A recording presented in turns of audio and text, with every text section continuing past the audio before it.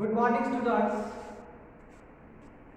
Myself, Dr. Haribhav Agire, Assistant Professor, Department of Botany, Maharaja Jivajirao Shinde Mahavidyalaya, Srigonda, District, Ahmednagar. The main aim of this video is only for educational purpose. Our college is affiliated to Savitribai Phule University of Pune, and the syllabus of FYBSc and SYBSc, there is a CBCS pattern, that is choice based credit system is there. In that choice based credit system, there are 2 credits for each paper in each semester, and there are 35 marks for each paper, that is for theory examination. And in last video, we have completed the credit second, we have completed credit first, we have started credit second. In that credit seconds, the anatomy, we have started anatomy chapter. In that anatomy chapter, we have studied the definition of anatomy. Then the types of cells or types of tissues.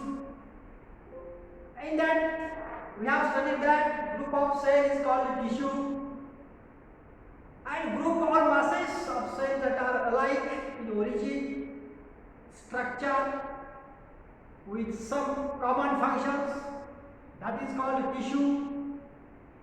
And among many lower parts, there are a little differentiation in that kinds of cells. On the other side, in higher plants, the body is a complex, and in lower side or lower parts, the body pattern is simple. All simple cells are there. The structural variations also found in the different plants. Then on the basis of that tissue, we have to learn last time there are 4 different types of tissues, that is meristematic tissue, vascular tissues, epidermal tissues, and mechanical tissues. And in today's video, we are going to learn about types of meristems or type of meristematic tissue. Then what is the characteristic features of that meristematic tissue. Then what is meristematic tissue? The term meristem has been derived from 2 words, that is meristos, which means divisible, that have a capacity to divide, and thus meristem is the cell which has a capacity of division. And which type of structure of the meristem is there, and the characteristic features of that meristem we have studied. And the cells, they are compactly arranged and they have like intercellular spaces. Then all cells have a homologous cellulosic cell wall. Then secondary wall is normally absent. Each meristematic cell has a cytoplasm. There is a vacuole-signing acid substance are generally absent. Then plastids are indistinct, or it may be present in the form of protoplast. Protoplast is in meristematic cells. And the most important characteristic features of meristematic cells is their capacity to divide. They have divided and redivided. Then what is the types of meristems? Which are different types of that meristem? We know that meristematic tissue are classified on the basis of different characters, like nature of cells, origin and method of development, then position in the plant body, plane of cell division, and functions they perform in the plant body. Means on the basis of different characteristic features. That is nature of cells. Which type of cell is that? What is the origin of? From where it originates? Then what is the method of development? Then position on the body where that cells are present. Then plan of cell division. How that cell are divided. How cell division takes place. And what is the functions they perform? Which cells perform which function in that plant body? And on the basis of different these characteristics, meristems are divided into different types. And types of meristem based on origin and development. First is which is the origin and development. On the basis of origin and development, the meristems are three types. There are three types. First is the promeristem, second is the primary meristem, and third is the secondary meristem. In this way, on the basis of origin and development, the meristems are classified into three types. That is promeristem, primary meristem, and secondary meristem. Then what is promeristems? Pro means first. And it is also called a primordial meristem. It is a group of cells that represents primary stages of meristematic cells. Primary stages. Pahila stages, first stages. That is found in promeristem. And they are present in small region. They are present only in small region at the apices of root and shoots. They are present, promeristems that are present in the small regions at the apices of root and shoots. And they give rise to primary meristems. What is the function of promeristem? They give rise to primary meristems. Then what is the characteristic features of primary meristems? Then they are originate from promeristem. Primary meristem is originated from promeristem. Then they are always in active state of division. Active state of division. They are always active. They are always divide and redivide the cells. They are always in active state of division. Then primary meristem gives rise to primary permanent tissue. What is the function of primary meristem? It gives rise to primary permanent tissue, and they are usually present below the promeristems. They are always present below the promeristems at root and shoot apices. Root and shoot apices. And the apex of leaves and intercalary parts. Where primary meristems are present, that are present below the promeristem of root and shoot, apices, and at the apex of leaves and the intercalary parts. Then what about secondary meristems? Secondary meristems. Which are the different characteristic features of secondary meristem? They are developed from primary permanent tissue. They are developed from primary permanent tissues. And they are not present from the very beginning, from the formation of the organ, but developed at the later stage. They are developed at later stage, and they give rise to secondary permanent tissues. What happened? They give rise to secondary permanent tissue. In this way, we have studied about the promeristem or types of meristems. There are three different types of meristems. And types of meristems, which are different types of meristems based on the position of the plant body. Types based on the position in the plant body, which are different types of meristems. that are present or that are based on the position of the plant body. On the basis of position in the plant, meristems are classified into apical meristem, intercalary meristem, and lateral meristems, apical meristem, intercalary meristem, and lateral meristem. On the basis of position in the plant body. Very present. You see this diagram very carefully, then we can understand very well what is the position in the plant body of that cell. First is the apical meristem. This is the apex of the cell. It is the shoot. Then there are different positions. This is the apical position. This is the middle position. And this is the lateral position. Okay? In this way there are different positions. Then what is the characteristic features of apical meristem? Apical lobe we name on the basis of the name that are present at the apical region of the shoot.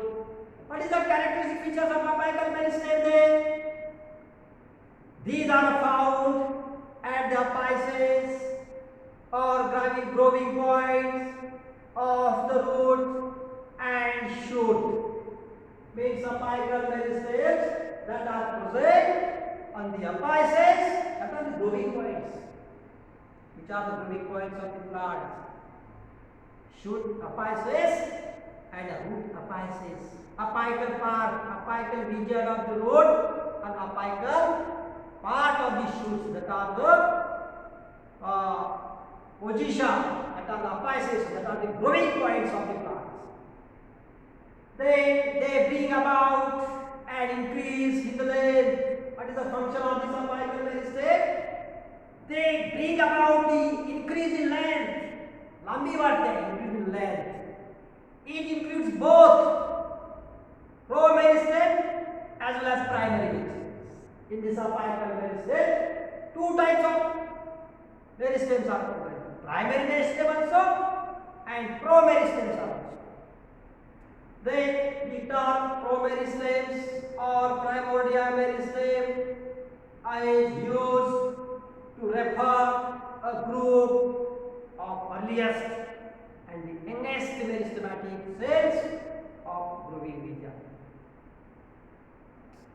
Then what about promeristems? Further divided into primary meristems. Then secondary meristems are derived from primary permanent tissues, and some permanent tissue have a capacity to divide.